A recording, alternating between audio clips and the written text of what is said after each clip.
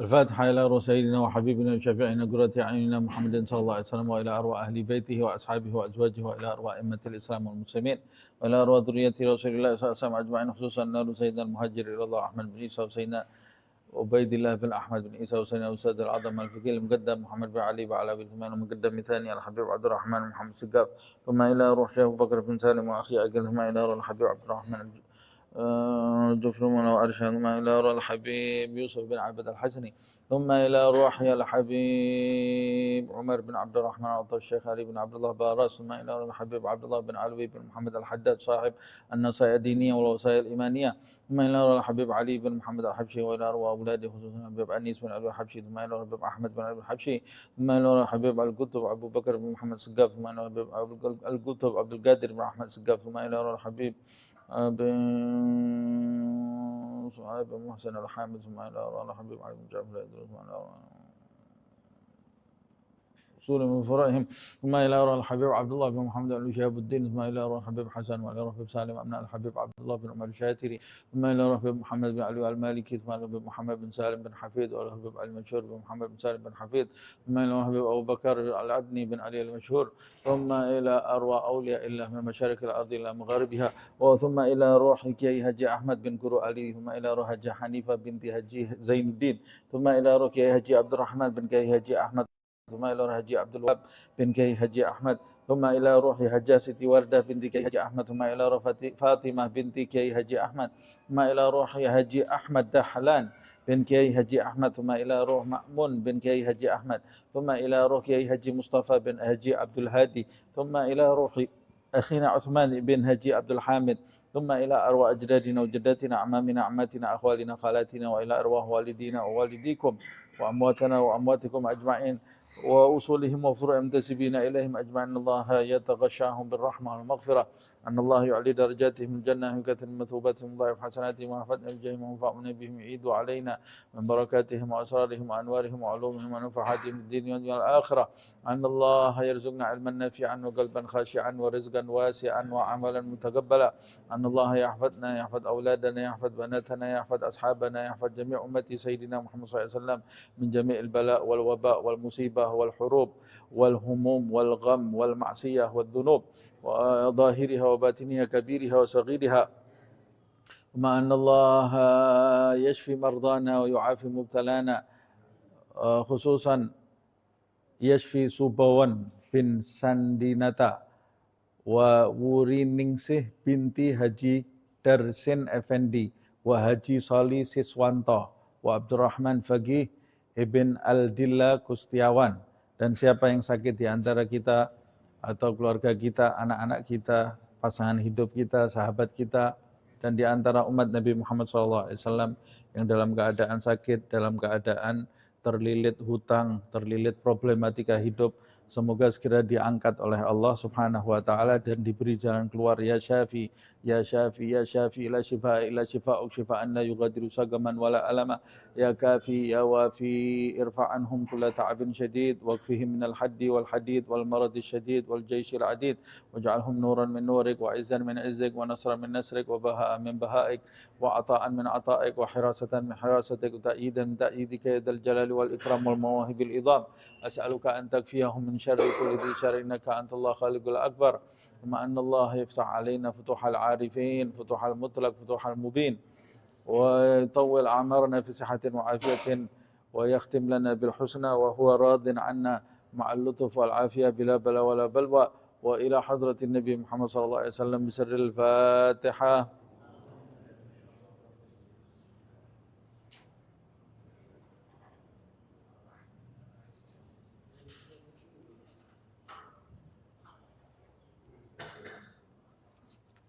Bismillahirrahmanirrahim. Alhamdulillah Rabbil Alamin. Allahumma salli wa sallim ala Sayyidina Muhammad wa ala ali Sayyidina Muhammad. Nawaina ta'allum wa ta'alim wa tadhakkur wa tadhkir wa naf'a wal intifa' wal ifadah wal istifadah wal hath ala tamassuk bi kitabillah wa sunnati rasulih wa du'a ila al-huda wa dalala ala al-khair ibtigha'a wajhillah wa mardatih wa qurbih wa thawabih subhanahu wa ta'ala.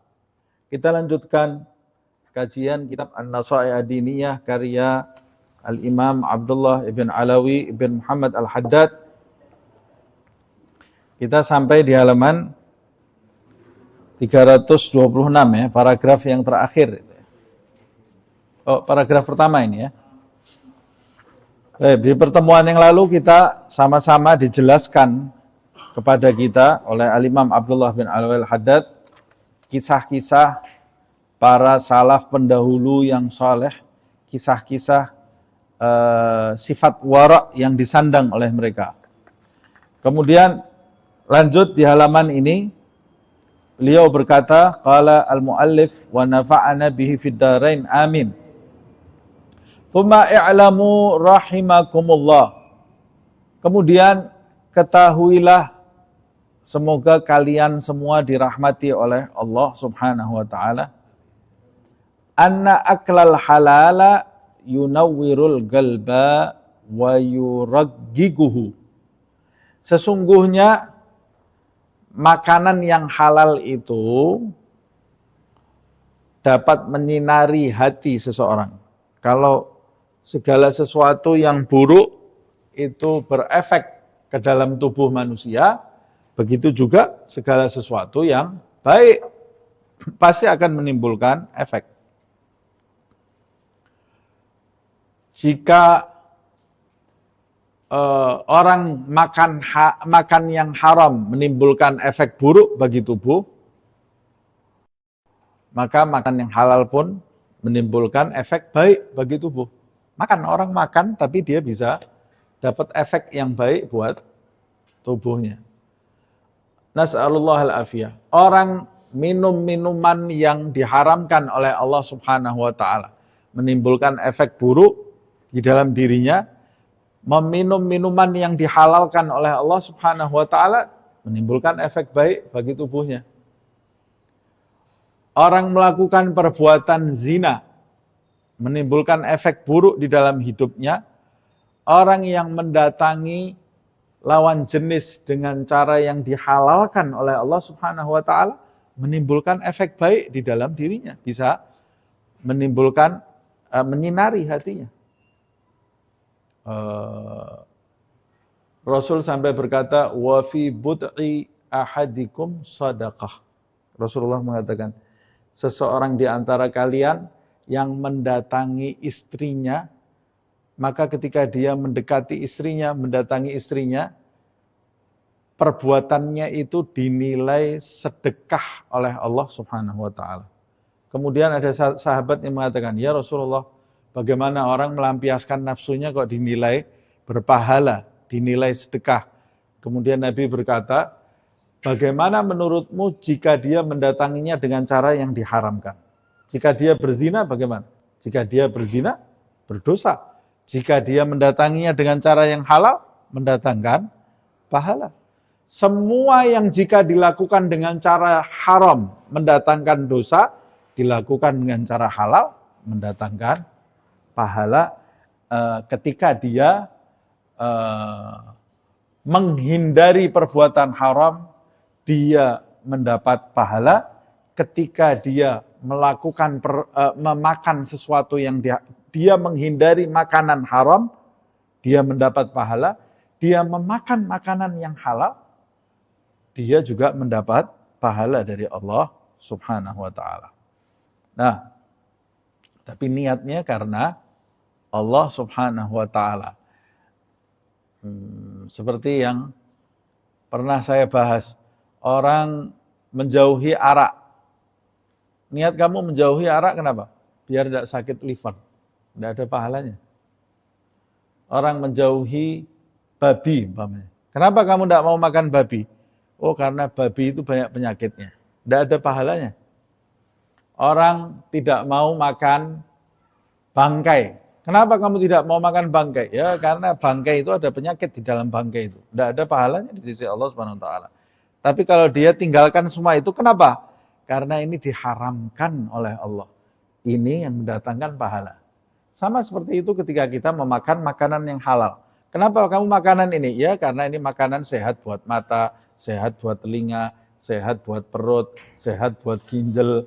Sudah itu aja. Kamu makan ini karena itu, ya. Tidak ada pahalanya di sisi Allah Subhanahu wa taala. kecuali kamu memang memakan makanan yang halal ini karena saya taat kepada Allah Subhanahu wa taala. Karena Allah membolehkan saya makan makanan yang halal ini, maka saya makan makanan yang halal ini yang mendatangkan pahala dari Allah Subhanahu wa taala. Makanya ketika kita mau makan, niatkan sebut nama Allah Subhanahu wa taala yang menghalalkan makanan itu. Nah, orang yang memakan makanan yang halal itu, kata beliau, makanan halal itu dampaknya untuk diri kita satu, yunawwirul qalba wa yuraggiguhu, menyinari hati dan melembutkan hati. Orang yang makan yang halal, hatinya bisa jadi lembut. Makan yang halal, hatinya bisa bersinar. Ini bedanya orang beriman sama orang yang tidak beriman. Orang yang beriman makan daging kambing sama orang yang tidak beriman makan daging kambing. Beda lah. Karena orang yang tidak beriman makan daging kambing itu syahwat, selesai. Tapi orang yang beriman ketika dia makan daging kambing, di dalam hatinya saya taat kepada Allah Subhanahu wa taala karena daging ini dihalalkan oleh Allah Subhanahu wa taala. Karena ketaatannya kepada Allah Subhanahu wa taala mendatangkan sinar di dalam hatinya, petunjuk di dalam hatinya. Kemudian akan menjadikan hatinya lembut. Makan enak, hatinya bersinar. Ini orang beriman ya. Jadi orang beriman ini dapat kenikmatan bersyukur, menambah kedudukan di sisi Allah. Dapat musibah, sabar, menambah kedudukan di sisi Allah Subhanahu wa taala, seperti yang dikatakan Rasulullah, ajabtu bi amril mukmin, kata Rasulullah, aku ini heran dengan perkara yang terjadi pada orang yang beriman. Dikasih nikmat, sudah dapat nikmat, syukur, dapat pahala. Dikasih musibah, sabar, dapat pahala. Tidak pernah rugi orang yang beriman ini. Maju perang, menang, dapat pahala dari Allah Subhanahu wa taala. Mati juga dapat pahala dari Allah. Tidak ada kalahnya, tidak ada ruginya orang yang beriman.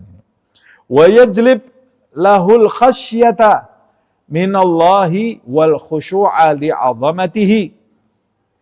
Kemudian makanan yang halal karena Allah Subhanahu wa taala ini akan menyerap rasa takut kepada Allah Subhanahu wa taala dan rasa tunduk kepada kebesaran Allah Subhanahu wa taala. Ya. Efek dari makanan ini karena saya makan taat kepada Allah Subhanahu wa taala. Setiap kita makan karena taat kepada Allah Subhanahu wa taala akan menimbulkan rasa takut kepada Allah Subhanahu wa taala dan rasa tunduk kepada Allah. Makanannya yang halal itu. Wa yunshid al-jawariha lil ibadati wa ta'ati. Makanan yang halal itu juga akan berefek menjadikan orang yang memakan makanan halal tadi menjadi giat anggota badannya untuk beribadah dan beramal taat kepada Allah Subhanahu wa taala. Sebab makanan ini dia makan karena menuruti perintah Allah Subhanahu wa taala. Kemudian makanan yang dia makan itu akan mengalir ke seluruh tubuhnya bersama darahnya dengan niat yang baik, kemudian akan menjadikan anggota tubuhnya ini terkena dampak dari niat yang baik tadi saat dia memakan makanan yang halal. Orang makan tambah giat ibadahnya, bertambah giat kepada Allah Subhanahu wa ta'ala ibadahnya. Tapi ini makan makanan yang halal secukupnya, bukan makan makanan yang halal 10 piring. Kalau 10 piring ngantuk dia tidur ya. Orang yang makan makanan yang halal, maksudnya makanan yang halal di sini kan saya garis bawahi, dia makannya itu karena taat kepada Allah Subhanahu wa taala. Ya dia di antara ciri-ciri makan karena taat kepada Allah Subhanahu wa taala, makannya tidak berlebih-lebihan. Nah, kemudian wa yuzahidu fid dunya. Orang yang makan makanan yang halal ini, makanan tadi akan berefek, akan menimbulkan di dalam hatinya ini sifat zuhud terhadap dunia. Bagaimana ini orang makan tapi jadi zuhud kepada dunia? Ya, sekali lagi, makannya dengan niat mematuhi perintah Allah Subhanahu wa taala. Apa zuhud terhadap dunia? Yaitu hatinya berpaling dari gemerlap dunia, dari sifat-sifat duniawi.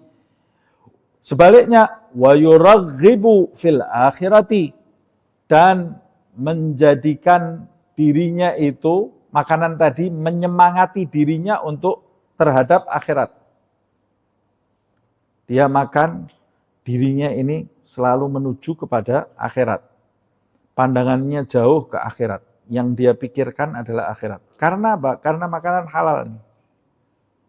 Wahuwa, dan aklul halal, makanan halal itu sababun fi gabulil a'mali salihati wastijabatid doa. Makanan yang halal itu bisa menjadi sebab terkabulnya amal perbuatan soleh kita, dan bisa menjadi sebab diijabahinya doa seseorang karena makanan yang halal. Kenapa sih? Ya, sebab dia nanti akan mengatakan di sini, kama qala alaihi salatu wassalam li Sa'ad ibn Abi Waqqas. Rasulullah SAW berkata kepada Sa'ad ibn Abi Waqqas, salah satu sahabat Rasulullah SAW radhiyallahu anhu. Rasulullah mengatakan, atib tu'mataka tustajab da'watuk. Hai Sa'ad, perbaikilah makanan yang kau makan itu, maka doa-doamu akan mustajab, akan menjadi mustajab. Nah, berarti di antara syarat doa seseorang ini supaya mustajab, orang kalau doanya mau mustajab, salah satu syarat yang paling pokok, makanannya terjaga. Makanannya dijaga. Kalau makanannya terjaga, doanya pasti mustajab. Dalilnya hadis Rasulullah SAW terhadap Sa'ad bin Abi Waqqas. Begitu pula orang kalau mau amal solehnya ini terkabul, makanan halalnya harus dijaga. Begitu pula orang kalau mau hatinya bersinar dan lembut, punya rasa takut dan rasa tunduk kepada Allah Subhanahu wa taala, makanannya dijaga. Karena itu syarat hati supaya disinari dengan petunjuk, syarat hati supaya menjadi lembut. Hati yang lembut itu kalau dengar nasihat dia menerima, mendengar nama Allah bergetar, mendengar nama Nabi Muhammad SAW, timbul rasa rindu, membaca zikir hatinya tersentuh, membaca Al-Quran hatinya tersentuh, kemudian khusyuk, tunduk kepada Allah waktu dia sholat, dia khusyuk, waktu dia zikir, dia khusyuk. Mau seperti itu? Ya, syarat pertama, jaga makanan kamu. Makanannya harus halal, karena itu syarat supaya hati kita berpetunjuk dan menjadi lembut, dan menjadi takut juga tunduk kepada Allah Subhanahu wa ta'ala. Oh, saya ingin menjadi orang yang menuju akhirat, tidak cinta kepada dunia.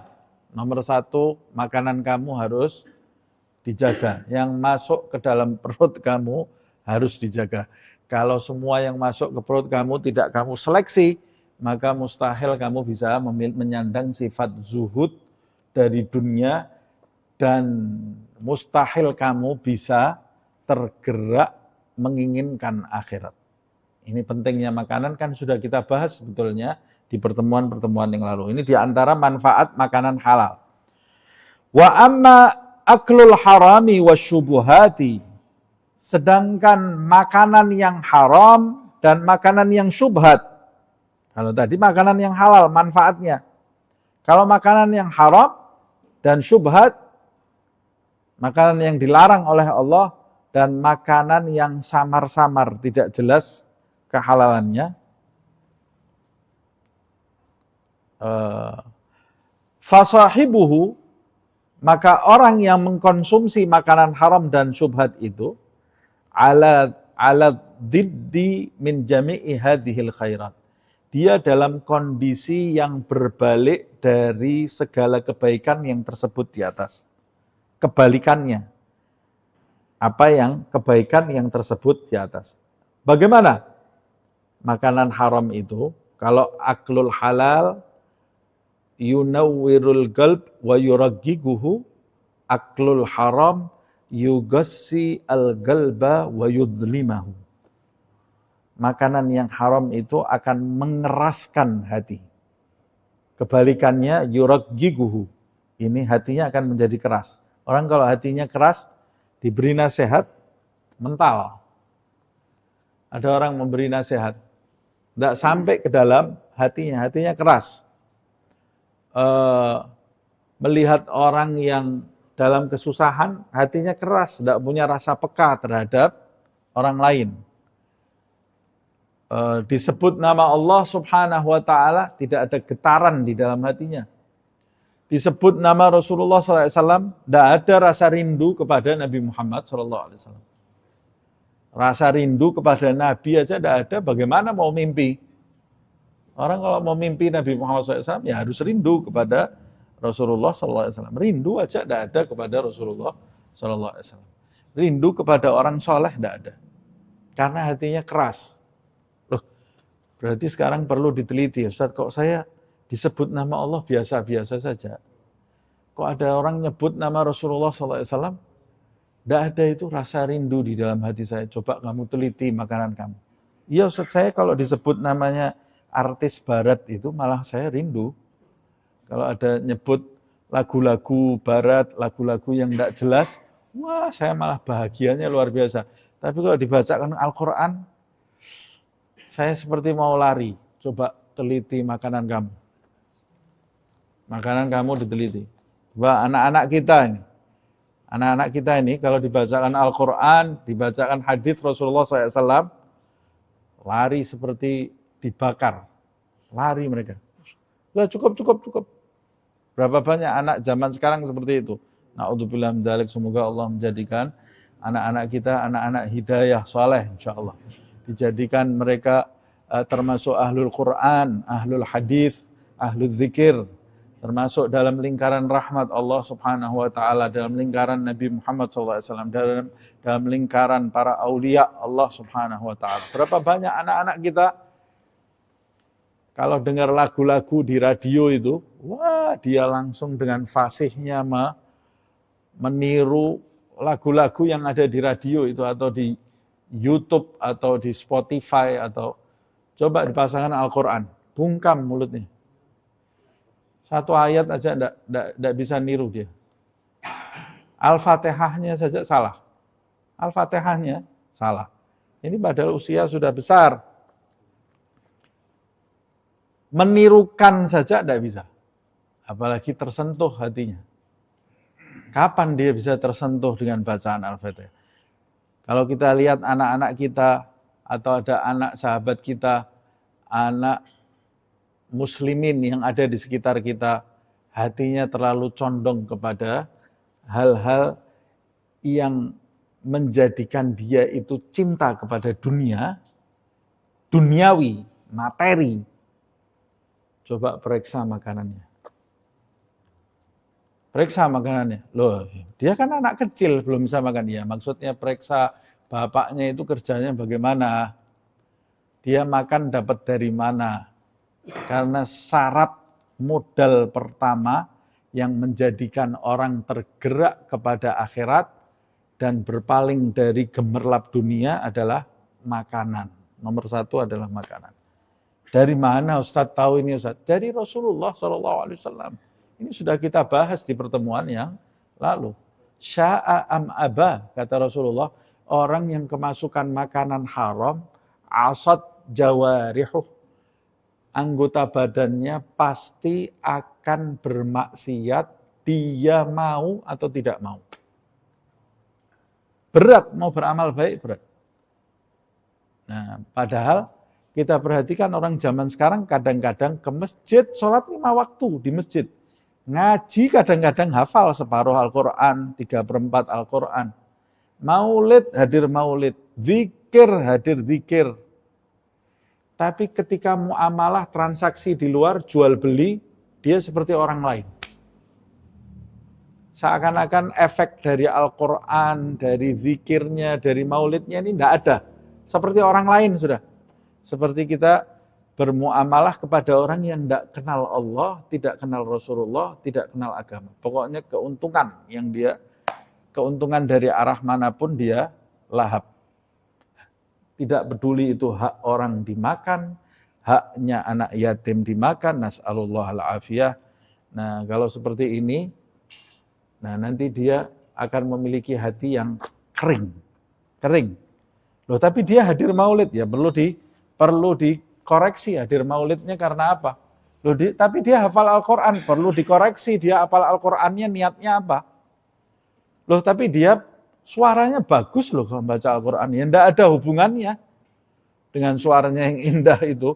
Kalau esensi dari bacaan tadi tidak ada. Sebab kita membaca Al-Quran, kita hadir majelis, kita hadir maulid, kita hadir pengajian seperti ini. Yang kita cari adalah esensi dari semua ini yang bisa meningkatkan kualitas kita kepada Allah Subhanahu wa Ta'ala. Nah, kita lanjutkan. Kemudian yughassil qalb wa yudlimahu, dan menjadikan hati itu gelap. Hati kalau gelap, bagaimana hati kalau gelap? Hati kalau gelap itu, ya dia tidak tahu petunjuk lagi. Kalau hatinya, ini kiasan ini sebetulnya. Yunawwirul qalb, maksudnya memberikan cahaya kepada hati, seperti mata kalau dapat cahaya. Dia jalan, ya dia tahu pintu keluar mana. Oh, ini ada tiang di sini, jadi saya bisa menghindar, tidak terantuk tiang. Tapi kalau gelap, matanya tidak bisa lihat, jalan kesandung saya, terbentur tiang. Mau cari pintu keluar, saya tidak dapat. Hati seperti itu. Hati kalau gelap, di depannya ada kebenaran, dia tidak tahu. Ini yang benar ini, ini yang benar kamu jalani. Tidak paham dia. Tidak, sepertinya yang benar ini. Yang salah itu dianggap benar, yang benar dianggap salah. Loh, ikuti si fulan, ada fulan ini orang soleh. Nah, itu bukan orang soleh itu ahli neraka itu. Mana yang soleh? Yang soleh ini. Iblis itu dianggap soleh. Ini yang benar ini. Ini iblis ini yang benar nih. Kok bisa kadang-kadang orang yang hatinya bersinar, itu pasti akan bertentangan dengan orang yang hatinya gelap. Seperti orang yang bisa melihat, pasti jalannya akan berbeda dengan orang yang tidak bisa melihat. Yang ini jalannya lurus, yang ini ke samping. Tidak tahu dia. Jalan yang lurus itu mana dia tidak tahu. Nah, kadang-kadang orang yang hatinya berpetunjuk, heran lihat tingkahnya sekelompok orang yang tidak tahu simpel ini, padahal jalannya ini. Hidup kamu senang. Tidak paham dia. Dijelaskan berkali-kali tidak bisa. Na'udzubillah min dzalik. Ya kalau hatinya belum dikasih sinar oleh Allah Subhanahu wa Ta'ala, ya dia tidak tahu. Padahal kalau kita mau lihat dari persepsi orang yang hatinya gelap itu, orang yang hatinya gelap itu melihat tingkahnya orang yang hatinya bercahaya, dia juga heran. Kok mau-maunya Rebu malam pulang dari kerja mampir ke masjid. Ini orang gharam ini. Kan mestinya enak di rumah santai, ngopi sama ngerokok, nonton TV, enak. Ini orang gila semua ini. Habis dari kantor pergi ke masjid. Padahal enak. Saya enggak bilang orang yang enggak hadir pengajian terus hatinya gelap loh, enggak. Ini contoh saja, contoh ya. Contoh. Karena saya kan selalu mengulang-ulang bahwa pengajian saya ini tidak ditujukan untuk siapapun, tapi ditujukan untuk diri kita sendiri. Nah itu kadang-kadang saya membuat contoh itu, sama sekali saya tidak ada niat menyindir fulan, menyindir faltan. Yang saya sindir diri saya sendiri dan kita semua, supaya kita itu sadar gitu ya. Nah, memang ini orang ini tidak bisa jadi satu, ini muaranya beda. Yang ini gelap, yang ini bercahaya. Orang kalau hatinya gelap, ya dia tersandung-sandung jalan di menjalani kehidupan ini, terseok-seok dia, salah terus dia dalam menjalani kehidupan, mengambil keputusan itu pun salah. Kalaupun dia benar mengambil keputusan, benarnya dia itu dengan niat yang salah. Benar secara lahiriah, benar ini. Tapi niatnya salah, tetap salah. Tetap salah, na'udzubillah min dzalik. Semua dari mana itu? Di antaranya dari makanan. Dia tidak perhatikan makanan yang masuk ke dalam mulutnya. Wa yuqayyidul jawariha 'anit ta'at. Orang makanan haram ini di antara dampak buruknya mengikat anggota badan dari amal taat. Allah. Amal anggota badannya ini diikat seperti orang yang diikat. Sholat ba'diyah, ya Allah, seperti angkat besi. Seperti suruh ngangkat besi itu berapa puluh kilo. Gitu ya. Sholat ba'diyah itu. Mau disuruh baca Al-Quran, ya Allah, beratnya luar biasa. Begitu suruh buka Al-Quran, nguap 30 kali langsung. Suruh baca zikir, ya fulan, wirdul latif, dibaca setiap hari. Wow, wirdul latif panjang, 15 menit selesai. Nonton berita, tidak tahu waktu sampai, tidak berangkat kerja, telat berangkat kerjanya, nonton beritanya, nonton YouTube, nonton TikTok. Suruh ngaji 10 menit, berat luar biasa. Hati-hati, kamu makannya gimana ini? Perhatikan makan kamu nih. Kok kamu suruh amal taat kok susah ini? Suruh sholat ba'diyah susah, suruh sholat qabliyah susah. Bukan cuma itu, kadang-kadang suruh ketawa aja susah. Suruh ketawa sama orang yang baik, sama orang yang latif, lembut, susah. Maunya sama orang ini, konslet terus nih kalau ketemu orang ini ya. Pokoknya seneng debat-debatan sama orang. Ya lihat hati-hati itu. Loh Ustaz, anak saya kok gitu? Ya kamu ngasih makan apa itu? Kamu kasih makan apa anak kamu itu? Betul enggak makanannya? Nah, ini penting makanan yang halal. Makanan halal. Nah, berapa banyak orang sekarang mengajak umat manusia untuk jadi baik, tapi dia melupakan makanan ini ya. Penting, ingatkan banyak umat manusia untuk mencari makanan yang halal, pemasukan yang halal, supaya yang masuk ke perutnya dan perut anak-anaknya itu sesuatu yang halal. Sebab ini yang sering terlupakan, padahal ini bibit racun kegelapan di mana-mana. Kata Habib Abdullah bin Al-Haddad, di antara dampak makanan haram, yuqayyidul jawarih anit ta'at. Mengikat anggota badan seseorang dari amal taat. Diajak tahajud, la ilaha illallah, seperti ada tembok Cinanya. Ya.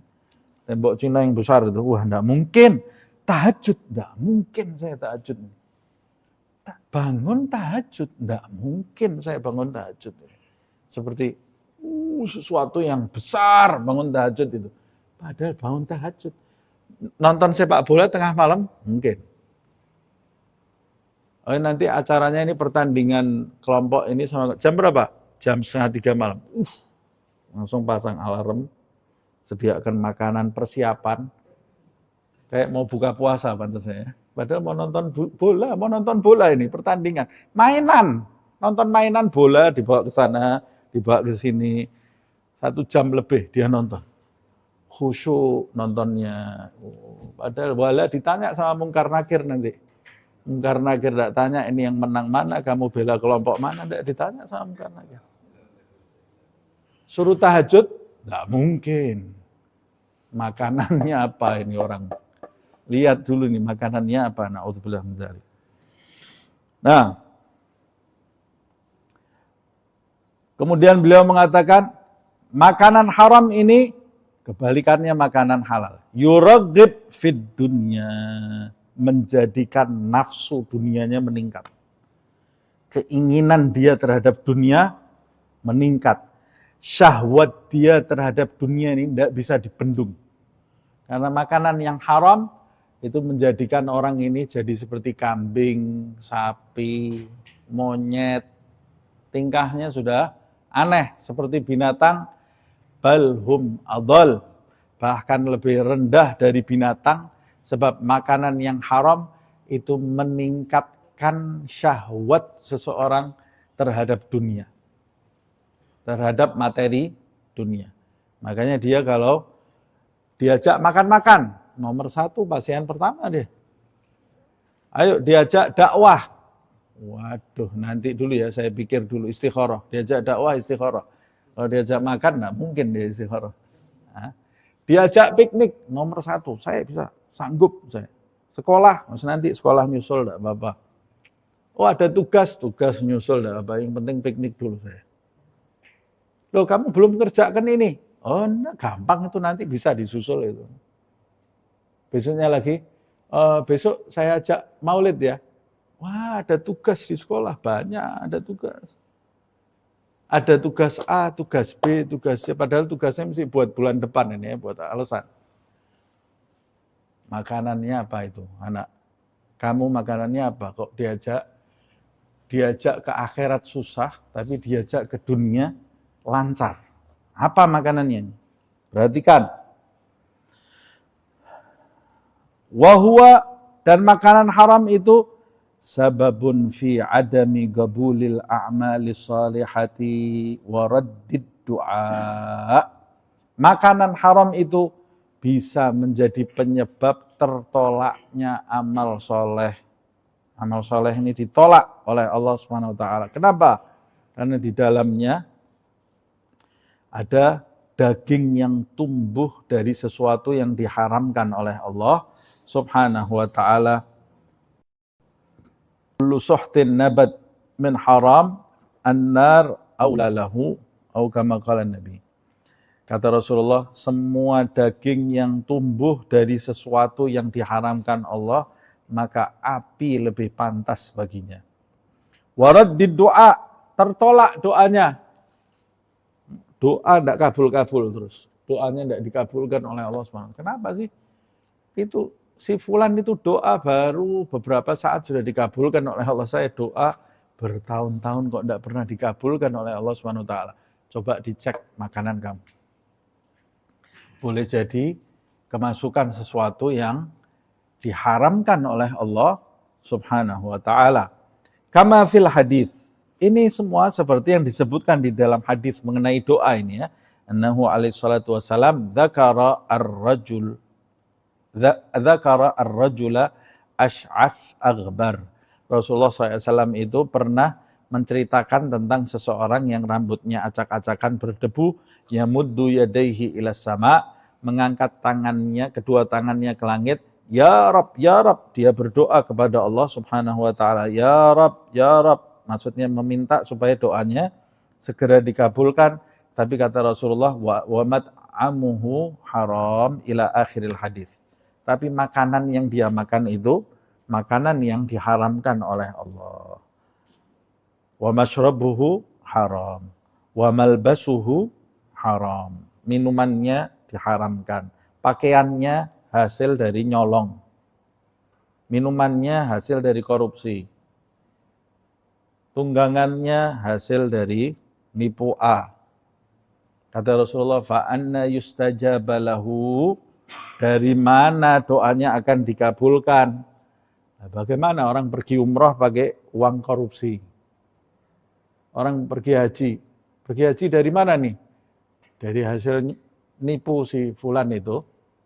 Ini proyek saya ini, fulan itu berhasil saya bodohi ini, proyek ini. Saya ambil haknya. Terus sisanya, alhamdulillah saya bisa pergi haji. Dari mana hajinya? Haji mabrur. Kalau dia berangkat dengan uang yang diharamkan oleh Allah Subhanahu wa taala. Umrohnya dari hasil korupsi. Dari mana? Mau buat nebus dosa. Tidak ada nebus dosa pakai uang haram.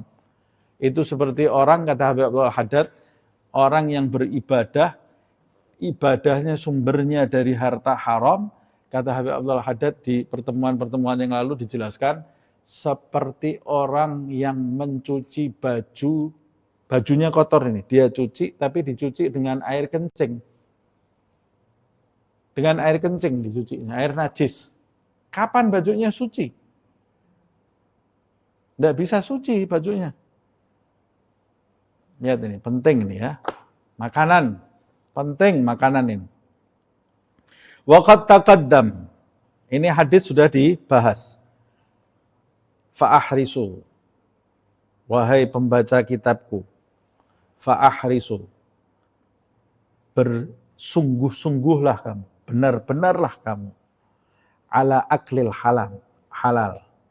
Bersungguh-sungguhlah kamu untuk tidak makan kecuali yang halal.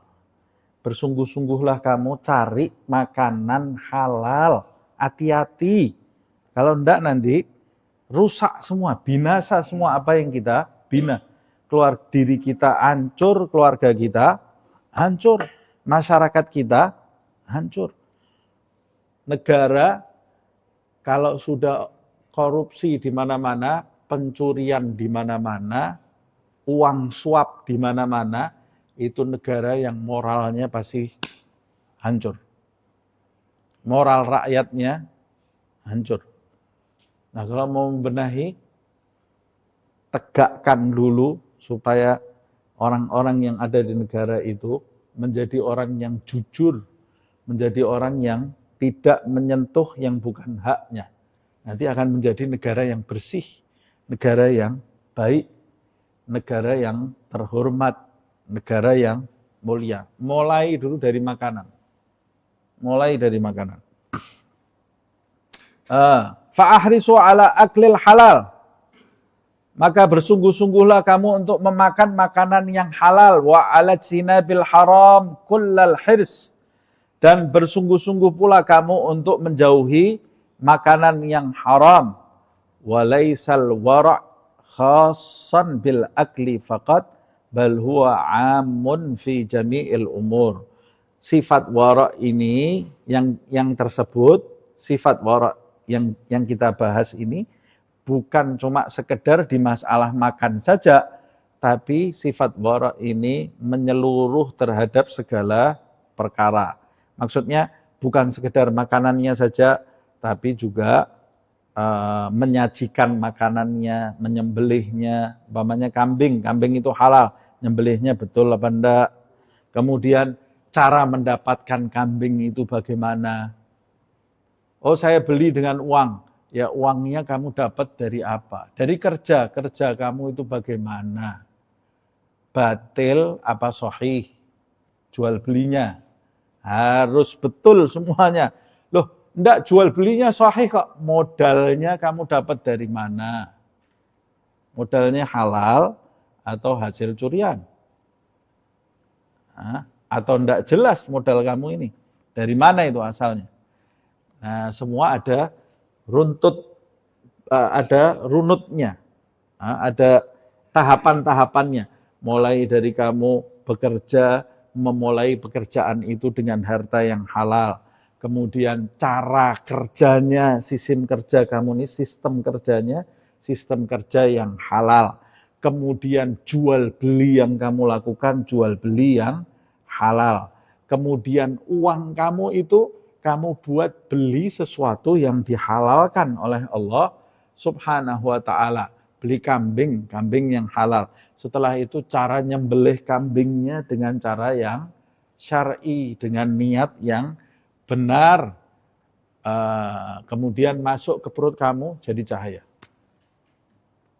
Kalau runtutannya ini selip kemasukan sesuatu yang haram, ya berubah menjadi walaupun satu tetes. Kata Habib Abdul Haddad di pertemuan yang lalu, andai kata kamu punya beli barang atau beli makanan, makanannya harganya 100.000. 100.000 harganya. Kamu beri uang, makanannya kamu ambil, uang 100.000 yang kamu berikan itu kepada penjual itu, ada 1.000 hasil yang haram. Semuanya jadi haram. semuanya jadi haram. 1000 aja haram, semuanya jadi haram. Harus murni halal. Nah, kata sebagian ulama, mengembalikan 1 dirham yang bukan hakku lebih aku sukai daripada sholat ribuan rakaat. Lebih utama buat aku. 1 dirham aku kembalikan. Ini buat aku lebih utama daripada aku sholat ribuan rakaat. Sebab sholat ribuan rakaat makan haknya orang 1 dirham, hancur semua sholat itu. Rusak sholat tadi. Seperti yang saya ulang-ulang Sahib Zubat ini. Wa ta'atun mimman haraman ya'kulu mithlul bina'i fauqa maujin yuj'alu. Perbuatan taat yang dilakukan oleh orang yang makan makanan yang haram diumpamakan seperti orang yang membangun 1 bangunan di tengah lautan yang berombak. Tidak akan jadi bangunan tadi ya. Tidak akan jadi karena perbuatan haram itu walaupun setetes bisa merusak amal taat kita semuanya. Na'udzubillah min dzalik. Wa alaikum bil iktisab minal halal. Nah, jika kamu sudah mengetahui pentingnya makanan yang halal, maka wajib bagimu untuk memiliki mata pencaharian yang halal. Al-iktisab minal halal. Mendapatkan sesuatu dengan cara yang halal. Bukan dengan cara yang batil. Bagaimana caranya ya? Kamu harus belajar. Harus belajar bagaimana caranya mendapatkan sesuatu yang halal. Fa innal iktisaba ma'murun bihi. Talabul halal mafrud. Mencari makan sesuatu, mencari yang sesuatu dengan cara yang halal itu sesuatu yang diwajibkan, ma'murun bihi, diperintahkan. Al-iktisab ma'murun bihi. Orang yang mencari nafkah itu diperintahkan. Dan mencari nafkah dengan cara yang halal itu yang diperintahkan oleh Allah. Pertama, orang bergerak, berikhtiar mencari nafkah itu perintah dari Allah SWT. Tidak boleh orang itu pasif. Orang pasif, diam, kemudian ya Allah, lapar ya Allah. Ya kerja, keluar sana kamu. Enggak, saya tawakal. Saya ini tawakal. Bukan tawakal, namanya orang tawakal itu orang yang berikhtiar. Setelah dia berikhtiar, dia tidak bersandar kepada ikhtiarnya, tapi bersandar kepada Allah. Loh itu Sayyidah Maryam. Sayyidah Maryam itu tidak berikhtiar. Dia di dalam kamarnya buah-buahan datang. Iya, itu Sayyidah Maryam, kamu bukan Sayyidah Maryam. Kamu bukan Sayyidah Maryam. Itu Sayyidah Maryam itu khusus. Pada umumnya seluruh umat manusia hidup di dunia ini kan belum ada yang mati. Kalau mati di surga itu tidak usah kerja kita. Pada umumnya seluruh umat manusia yang hidup di dunia ini untuk mendapatkan rezeki dia harus keluar dari rumahnya, kerja. Ada orang-orang yang tidak kerja dia dapat rezeki. Ada. Yang tidak kerja dapat rezeki. Siapa? Anak kita. Kerja enggak dia? Enggak, tapi dia dapat rezeki. Itu kan rezekinya dari saya, Ustaz. Siapa yang bilang dari kamu? Dari Allah itu rezekinya. Kamu itu cuma kurir saja. Itu rezekinya dari Allah SWT. Dia tidak kerja, dia bisa dapat rezeki. Istri kamu, di rumah dia tidak kerja, setiap bulan tinggal terima gaji dari kita. Oh, dari mana itu dia? Tidak kerja, dia duduk di rumah. Baca zikir. Ya kalau istrinya baca zikir bagus gitu ya. Tapi kalau istrinya nonton sinetron terus, termasuk orang yang tidak bersyukur kepada Allah SWT. Orang kalau rezekinya datang tanpa kerja, itu berarti dia mau dijadikan oleh Allah sebagai hamba yang khusus kerjanya ibadah. Nanti ibadahnya mendoakan orang-orang di kanan kiri. Contohnya perempuan yang di rumah yang tidak kerja. Zaman sekarang perempuan banyak yang kerja juga, Tapi ada perempuan itu kan nalurinya sebetulnya fitrahnya dia di rumah, yang kerja itu laki-laki. Contohnya perempuan yang masih sesuai fitrahnya, yang di rumah, yang tidak kerja, dia dapat rezeki dari Allah Subhanahu wa taala melalui suaminya. Harusnya dia rajin beribadah di rumah, bersyukur kepada Allah Subhanahu wa taala. Begitu juga anak-anak yang belum punya kewajiban bekerja dapat rezeki dari bapaknya. Harusnya dia rajin bersyukur kepada Allah Subhanahu wa taala. Dan sebagian besar orang memang ada yang dijadikan oleh Allah Subhanahu wa taala rezekinya datang tanpa berikhtiar. Tapi itu beberapa gelintir orang. Imam Ghazali juga membahas di dalam kitab Minhajul Abidin, di dalam kitab Ihya Ulumuddin. Orang itu ada yang rezekinya harus didapat dengan ikhtiar, ada yang rezekinya datang sendiri tanpa ikhtiar. Tapi yang tanpa ikhtiar itu sedikit. Kita tidak termasuk itu. Kenapa? Sebab ciri-cirinya disebutkan oleh Imam Ghazali, ciri-cirinya orang yang rezekinya datang tanpa ikhtiar, ciri-cirinya yang pertama apa? Kalau rezekinya belum datang, dia tidak was-was. Nah, kita tidak termasuk itu ya. Apalagi kalau bulan akhir, keringat dingin keluar terus, ya kan? Keringat dingin keluar terus, meriang, panas, minum pil, minum macam-macam obat ini. Karena banyak tanggung jawab yang harus dibayar, tapi rezekinya belum datang. Yang kedua, kalau rezekinya datang, takarannya tidak sesuai dengan apa yang dia pikirkan, dia tidak bingung, tidak sedih, tidak menggerutu.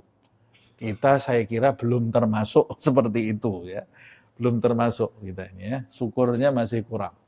Nah, itu ciri-cirinya orang yang rezekinya datang tanpa bekerja. Kalau kita masih suka was-was, masih suka menggerutu, berarti kita termasuk orang yang harus keluar menyambut rezeki.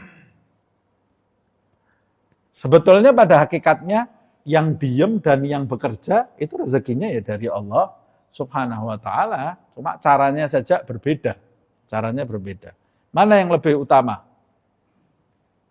Yang lebih utama khilaf di antara para ulama. Ada yang mengatakan yang lebih utama yang rezekinya datang tanpa bekerja. Kenapa? Karena dia tidak pernah bersandar kepada kerjaan, bersandarnya kepada Allah.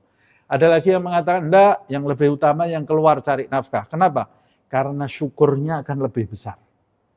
Dia akan bersyukur lebih besar kepada Allah Subhanahu wa taala, merasakan jerih payah, kemudian jadi yang mana yang lebih utama? Yang lebih utama yang bersyukur. Yang bersyukur, yang rezekinya datang atau rezeki datang tanpa ikhtiar atau yang harus berikhtiar, yang bersyukur yang paling utama di sisi Allah. Seperti kisah orang dua itu ya, saling berdebat. Yang satu itu tidak kemana-mana rezekinya datang, yang satu dia harus ikhtiar baru rezekinya datang. Akhirnya saling berdebat. Kamu tidak boleh seperti ini. Keluar harus kerja. Kata dia, lah mau apa saya kerja? Saya di rumah aja rezekinya datang terus ke sini kok saya kerja. Mending saya baca kitab, beribadah kepada Allah Subhanahu wa taala, kata dia. Kata yang bekerja, oh enggak bisa. Orang itu harus keluar berikhtiar baru rezekinya datang. Loh, saya ini enggak pernah keluar rezekinya datang menghampiri saya. Akhirnya sudah begini aja. Kata yang bekerja ini ya, daripada kita banyak berdebat, begini aja.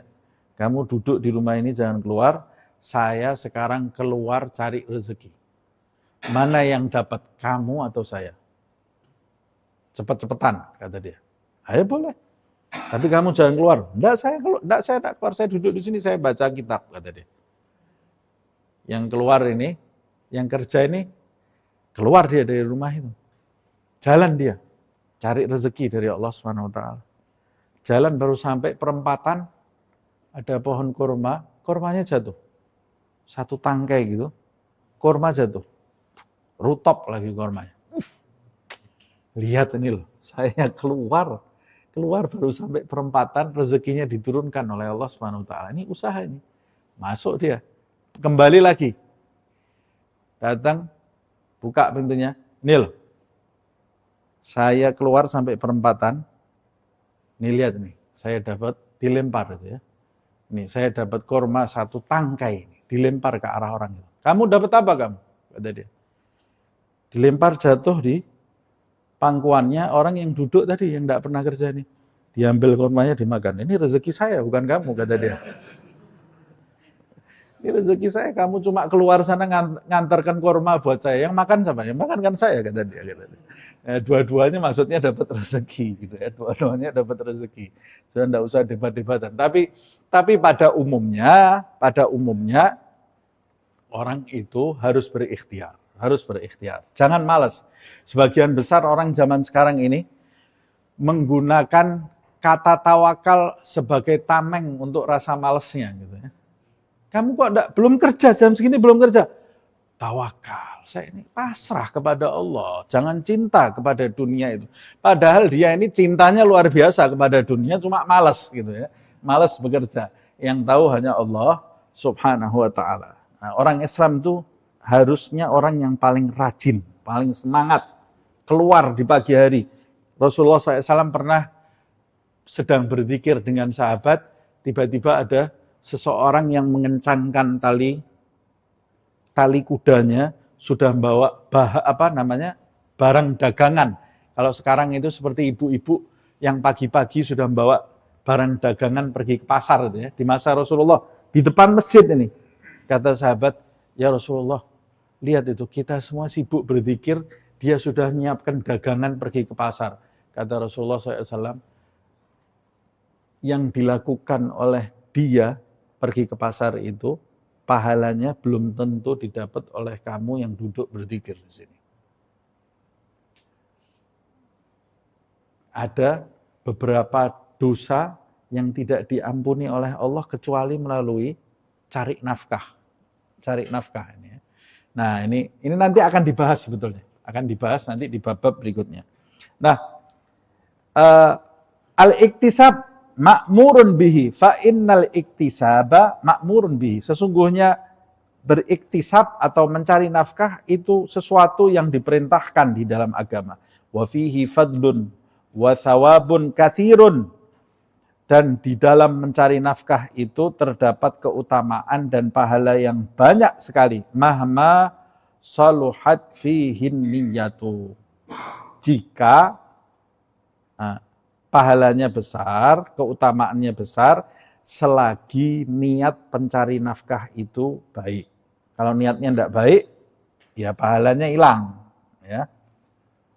Qala Nabi SAW, Rasulullah SAW bersabda, adyab ma akalar rajulu min kasbi yaminihi. Yang terbaik yang dimakan oleh seseorang itu yang berasal dari jerih payahnya sendiri. Dari jerih payahnya sendiri. Itu yang terbaik dimakan oleh seseorang. Wa qala alaihi salatu wassalam, Rasulullah sallallahu alaihi wasallam juga bersabda, man amsa kalan min amalil halali amsa maghfuran lah.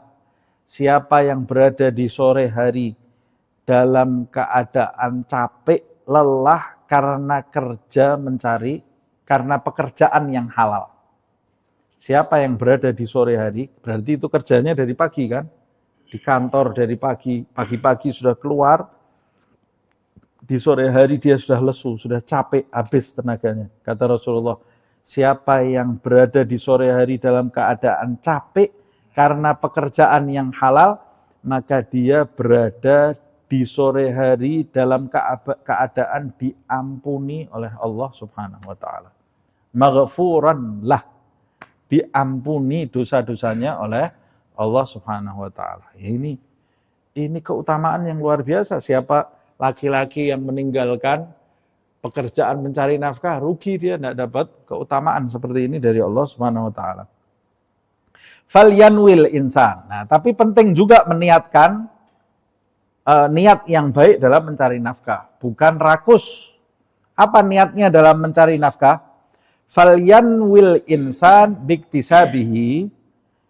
Orang yang hendaklah seseorang itu berniat dalam perbuatannya mencari nafkah ini, satu, siyanata dinihi, menjaga agamanya. Bagaimana kok menjaga agamanya? Ya, sebab orang yang minta-minta itu orang yang tidak tawakal kepada Allah Subhanahu wa taala. Bergantung kepada manusia, rusak agamanya. Nanti rusak agamanya. Nah, orang yang cari nafkah, niat saya ini mau berdiri di atas kaki saya, menyambut rezeki Allah, supaya saya tidak bersandar kecuali hanya kepada Allah Subhanahu wa ta'ala. Itu menjaga agamanya, tidak rusak hatinya. Wasiyanata wajhihi anil hajati ilan nas, dan menjaga wajahnya dari berhajat kepada manusia, memalukan. Orang yang meminta-minta itu orang yang sudah tidak punya rasa malu lagi. Nah, makanya orang kalau sudah minta, tapi bukan jadi kebiasaan ya. Zaman sekarang ada orang profesinya jadi peminta-minta. Ini orang yang tidak punya harga diri. Bagaimana kok profesi peminta-minta? Tidak ada profesi peminta-minta. Orang minta itu ketika dalam keadaan terdesak. Dalam keadaan terdesak, dia meminta. Itu saja orang yang meminta dalam keadaan terdesak, kenapa kita harus memberinya? Walaupun kita punyanya air putih, kita harus memberi. Kenapa? Sebab orang yang meminta-minta itu dia sudah menjadikan dirinya ini berada di bawah, rendah. Membiarkan rasa malu di dalam dirinya. Kalau kita tolak, kita menambah rasa malu di atas rasa malu. Kecuali orang yang menjadikan meminta-minta itu sebagai profesi. Nah itu perlu kita didik orang seperti itu. Tidak ada profesi kok meminta-minta. Tidak boleh orang meminta-minta. Orang itu minta ketika dalam keadaan terdesak. Sebab kita sudah pernah bahas di pertemuan-pertemuan yang lalu. Orang yang meminta kepada seseorang, padahal yang dia ini tidak termasuk orang yang punya hak meminta, dia masih kuat, dia bisa bekerja, dia punya uang, tapi dia meminta kepada seseorang, nanti kata Rasulullah di hari kebangkitan, Allah akan mempermalukan dia sampai daging di wajahnya ini lepas semuanya. Lepas daging di wajahnya. Dipermalukan oleh Allah Subhanahu wa taala. Na'udzubillah min dzalik. Jangan pernah minta. Nah, walaupun kita dalam keadaan terdesak, usahakan kita bersandar kepada Allah Subhanahu wa taala. Itu di antara ciri-ciri orang-orang yang punya harga diri, disebutkan di dalam ayat suci Al-Qur'an, la yas'alunan nasa ilhafa. Apa itu ayatnya? Yahsabunal jahilu aghniya aminat ta'affuf, kata Allah. Orang-orang yang bodoh menyangka dia ini orang kaya karena ta'affuf. Ta'affuf itu afif, harga diri. Karena dia punya harga diri, dia dalam keadaan terdesak. Kayak orang tidak perlu sama orang. Ini orang luar biasa. Orang yang terpuji di mata Allah Subhanahu wa taala. Ciri-cirinya la yas'alunan nasa ilhafa. Tidak minta-minta kepada orang. Tidak minta-minta. Loh, kalau saya dalam keadaan betul-betul terdesak, ya tidak ada salahnya kamu minta tolong, itu tidak ada. Kita ini bukan Superman gitu ya. Kita ini kadang-kadang perlu bantuan orang. Tidak ada masalahnya. Tapi sebisa mungkin kita tidak meminta pertolongan kecuali kepada Allah Subhanahu wa taala. Nah, makanya di antaranya caranya bagaimana? Kerja. Ustadz, saya tidak bisa kerja. Loh, yang datangkan rezeki itu bukan kerjaan kamu. Keluar dari rumah. Kamu lelaki, punya pasangan hidup, punya anak, keluar dari rumah, cari rezeki, nanti Allah akan mendatangkan rezeki. Kerjaannya belum ada, enggak, walaupun belum ada kerjaannya, keluar dari rumah, niat mencari rezeki, pulang tidak bawa apa-apa, kamu dapat pahala cari rezeki. Bukan keluar kemudian mampir main kartu sama orang, tidak ada gunanya. Atau ngobrol di warung sama orang, tidak ada gunanya. Keluar niat cari nafkah. Sebagian besar laki-laki itu tidak niat dari hatinya, malas. Keluar dengan rasa malas dari rumahnya, padahal Allah mengetahui isi hatinya. Kamu aja tidak niat menyambut rezeki dari saya, terus mau dapat rezeki. Penting ini.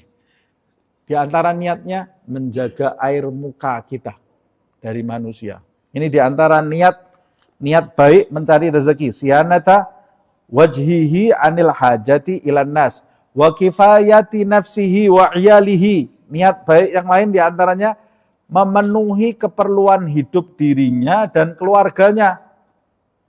Pahalanya besar.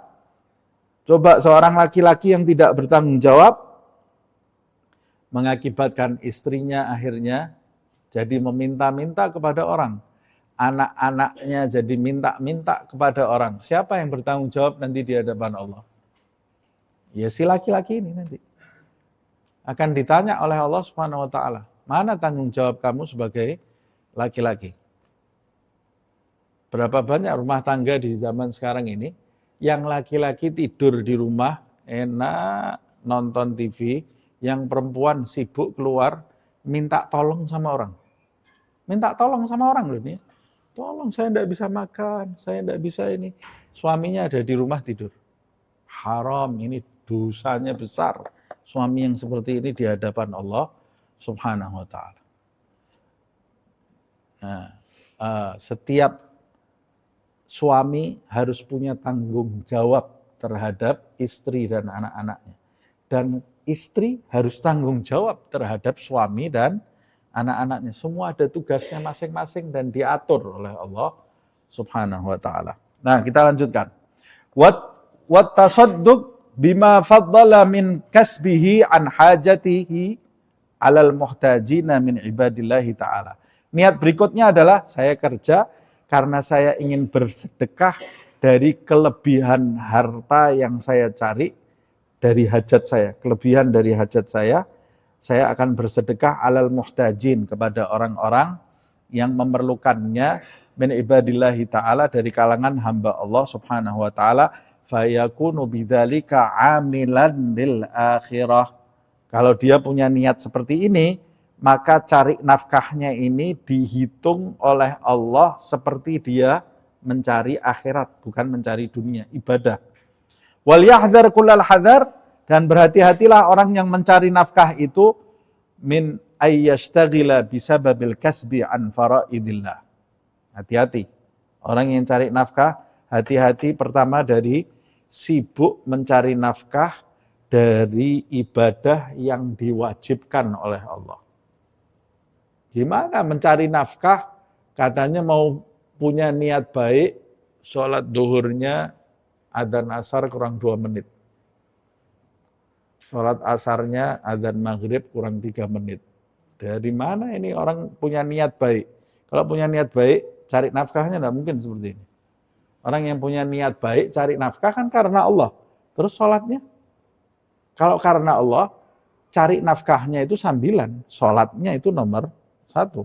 Wah ini ada meeting, saya tidak bisa, saya putus ini. Buang meeting kamu itu sambilan semua. Yang mendatangkan rezeki kamu itu bukan meeting rapat kamu. Yang mendatangkan rezeki itu adalah ketaatan kamu kepada Allah. Karena Allah yang memberi kamu rezeki. Meeting, wa ma'adraka ma meeting, rapat, wa ma'adraka ma rapat ini cuma sarana saja. Cuma sarana untuk menyambut rezeki. Bahkan jalannya kamu ke kantor, itu sarana. Rezekinya bukan dari kantor kamu, bukan dari meeting kamu, bukan dari rapat. Hati-hati dari meninggalkan hal-hal yang difardukan oleh Allah. Au yaqa bisababihi fi maharimillah, atau karena cari nafkah itu menjadikan kamu tergelincir kepada hal-hal yang diharamkan Allah, fayakhsar bidzalika fid dunya wa ukhra, maka dia nanti akan rugi di dunia dan di akhirat. Wa dzalika huwal khusranul mubin, dan itulah kerugian yang sebenar-benarnya. tinggal paragraf terakhir sedikit ini ya sebagai penutup. Waqad ba'du salafi rahimahumullah ta'ala. Sebagian para pendahulu yang soleh, semoga Allah merahmati mereka, telah berkata, ar-rijalu thalathatun. Laki-laki itu ada 3. Yang pertama, rajulun syaghalahu ma'aduhu an ma'ashihi. Pertama adalah laki-laki yang perkara akhiratnya menyibukkan dirinya dari mencari nafkah, dari urusan dunianya. Bukan mencari nafkah ya. Laki-laki yang perkara akhiratnya menyibukkan dirinya dari perkara dunianya.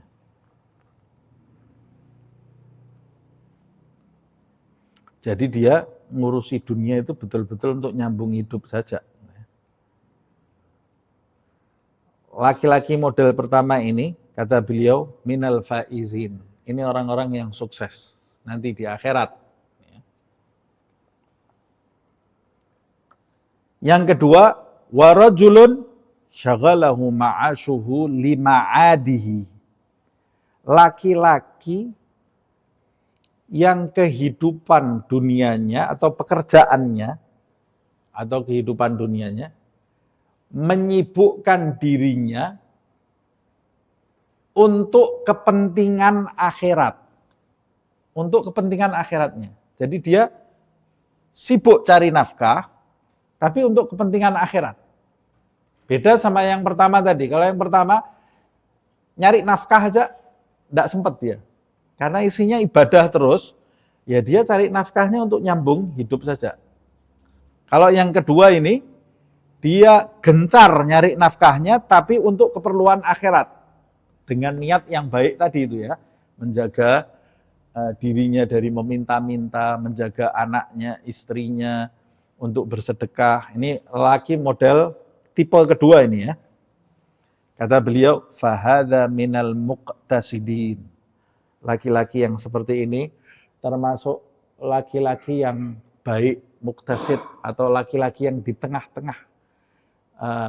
Artinya ya dia itu tergolong laki-laki yang selamat gitu ya. Laki-laki yang selamat. Yang ketiga, laki-laki tipe ketiga ini. Warajulun syaghalahu ma'ashuhu an ma'adihi. Nah ini, laki-laki yang kehidupan dunianya, pekerjaannya menyibukkan dia dari akhirat. Suruh sholat, tidak bisa ini, tidak ada waktu. Suruh ngaji, tidak ada waktu. Suruh datang majelis, tidak ada waktu. Suruh sedekah, wah jangan untuk sedekah ini, saya susah-susah nyari.